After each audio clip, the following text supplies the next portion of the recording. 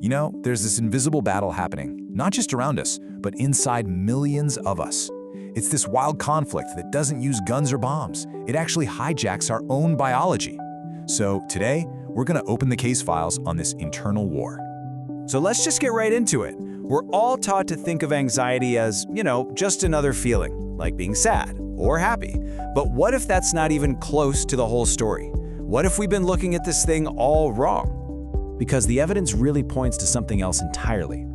We should be thinking of it less like a simple emotion and more like a complex system that's just gone totally rogue, almost like a biological matrix of fear that traps both your mind and your body in this constant state of high alert. And to really get a handle on this, we're not just going to go with opinions. No, we're going straight to the source. For this explainer, we've actually been given access to the neuropsychology files put together by Dr. Campanella. So yeah, our investigation starts right now. Okay, first things first, we gotta understand the battlefield itself. And this is all about physiology. It's about how a system that was designed to save your life can actually turn against you. All right, here's the absolute crucial point. Your fight or flight response, it's a lifesaver when you're staring down a real threat. But with anxiety, it's like that switch gets jammed in the on position. Your body is basically living in a permanent state of emergency. It's a biological red alarm that just never turns off. And this really shows you the two fronts of this battle. On one side, you've got the mind, right? It's under siege with racing thoughts, constant dread. But on the other side, the body is physically fighting a war against nothing, a phantom menace. You get the pounding heart, the tense muscles, the shortness of breath.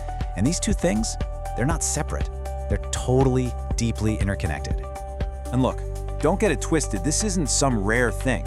A huge study called The Global Impact of Untreated Anxiety found that it's the #1 most common mental disorder on the entire planet. So we're not talking about some niche issue here. This is a full-blown global health crisis. This is where it gets really serious though, the physical toll. That constant red alarm state, it's not free. It puts this incredible long-term strain on your body. We're talking about a major, measurable spike in the risk for things like cardiovascular disease. The battle in your head literally leaves physical scars on your body.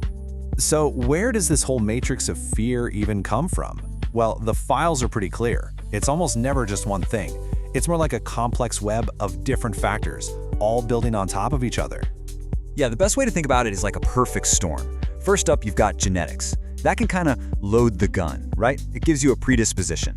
Then your environment. We're talking childhood trauma or even just the daily grind of chronic stress. That aims the gun. And then finally, your own unique brain chemistry. That's what pulls the trigger. And boom, the matrix is activated. All right, so knowing this battle is happening is one thing, but what can you actually do, if you see someone who's right in the middle of it? Well, this next part is all about how you can become a kind of non-medical first responder. And Dr. Campanella's files are super clear on this. You do not need a medical degree to help someone. It all starts with validation.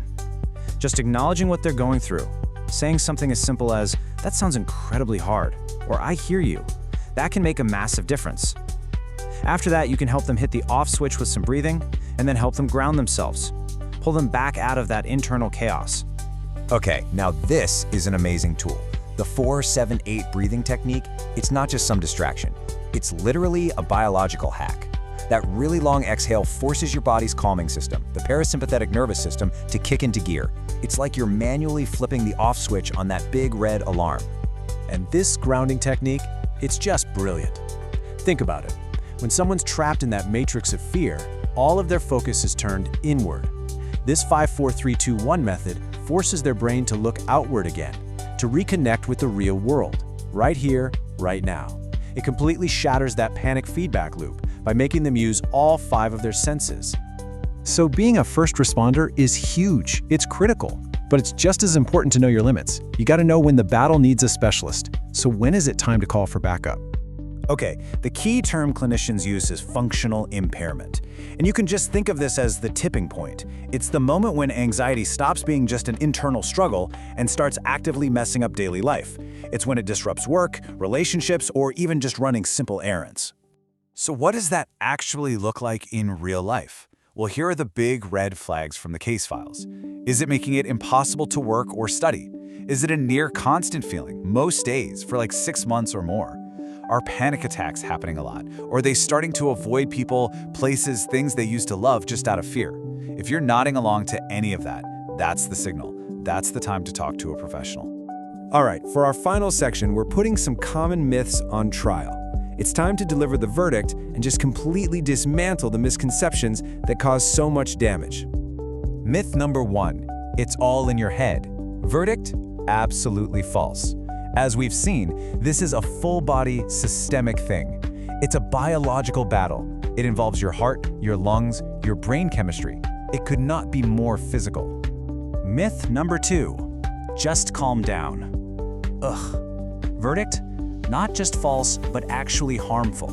When you tell someone to just calm down, you're minimizing their struggle.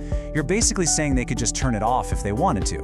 But you can't will away a biological cascade. That's like trying to will away a fever. It just doesn't work like that. And now for the last and maybe the most damaging myth of all, that anxiety is a choice, that it's a sign of weakness. The verdict on that is crystal clear, 100% false. This is a complex medical condition. It's rooted in genetics, your environment, your biology. It is not a personality flaw, period. And this really brings us to the absolute core takeaway from Dr. Campanella's files. He calls it having true grip on the issue. And what that means is recognizing anxiety for exactly what it is, a real, serious biological battle. It's a condition that deserves the exact same level of empathy and the same clinical approach as any other physical illness. So, there you have it. The evidence is in. The case is made. Anxiety isn't just a feeling. It's a full-on physiological war. So the only real question left is, now that we know what the fight really is, how are we going to fight this battle? Together?